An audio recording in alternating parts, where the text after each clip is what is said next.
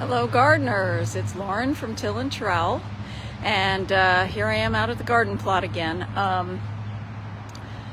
Once again without my my microphone, so I apologize if there is some wind noise. It's not that breezy out here, but as you can see, it's kicking up just as I'm getting ready to do my live, so awesome. So today is mulching day at the garden plot, and I've put down some of it so you can see the effect of before and after. Let's turn around and take a look. First of all, this is the product I'm using. It's organic compost here. You can see this right here, OMRI listed. That means it's suitable for organic use. And I bought 6 bags. I've put down 3 of them so far.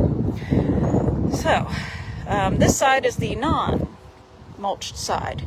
As you can see, my peas are doing pretty terrific. I'm excited about the peas.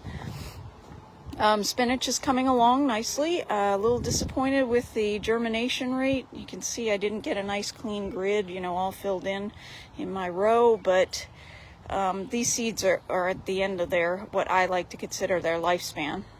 I usually throw them out after 3 years, so this is the last year I can put them in.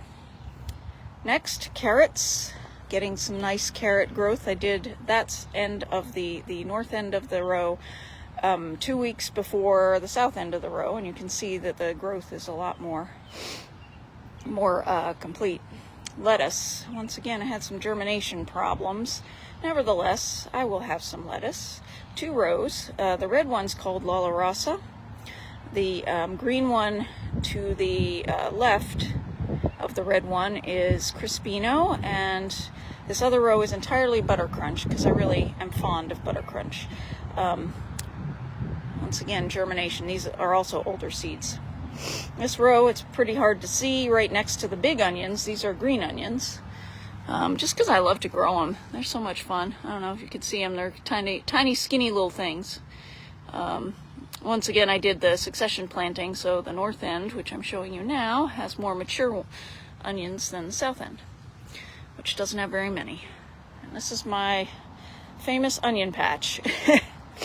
And you can start to see the mulch that I put on the other half of the plot. So these onions are beginning to bulb, which I'm really excited about. This is the problem I've had in the past, is I planted them at the wrong time and they didn't form bulbs.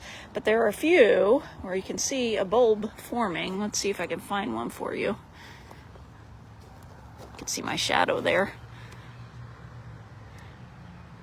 Well, phooey, now I'm not seeing them.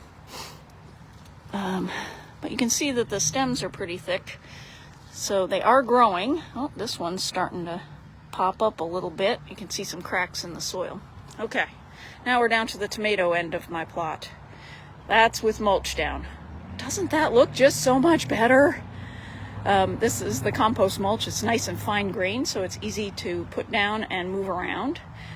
It will absorb the water and help the soil keep moist. I usually dump some small piles among my plants, and then with garden gloves on, position it by hand. It's more gentle on the plants. Down the end I have a few beets tucked in. Again, older beet seeds. I had bought a whole bunch of seeds back in 2019, and so this is the last year I'm planting them, and I was trying to use them up as much as I could. Usually there's a lot more seeds than I need.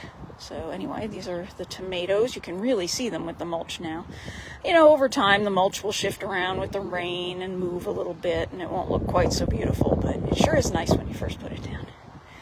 Anyway, coming up the other side of the plot, there's my lettuce again. I do plan to pick some of the lettuce. We probably have enough for a small salad. Yay! And maybe some spinach too. I can mix that in the salad.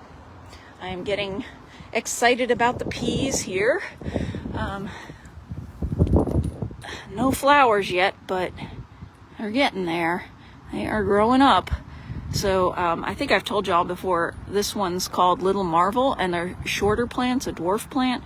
And it says on the package that you don't need to grow them up a trellis, so I'm giving it a go. I'm all for easier. We'll see if I like it. I don't know. It might be trickier to actually harvest them, because maybe the pea pods won't be so obvious. So that's the plot for today. I hope you've enjoyed my little tour. I hope you have a garden too, and it is coming in great. If you're on Facebook, there are lots of groups for gardeners, and the southern gardeners who post in those groups, they are already getting all kinds of harvest. I'm a little jealous, but you are where you are. We have our own strengths and weaknesses being here in the Kansas City area.